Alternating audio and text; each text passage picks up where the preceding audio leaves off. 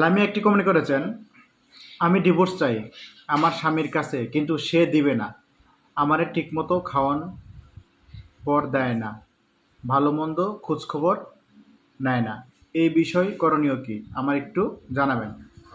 দেখেন, যদি আপনার স্বামী আপনাকে খোঁজখবর নেয় না, ভরণ পোষণ দেয় না, তাহলে আপনি পারিবারিক আদালতে ভরণ পোষণের মামলা করতে পারবেন। তারপরে হচ্ছে, আপনি যদি সংসার না করতে চান, সে যদি আপনাকে ডিভোর্স না দেয় এবং আপনার খোঁজখবর না নেয়, তাহলে আপনি কি করতে পারবেন?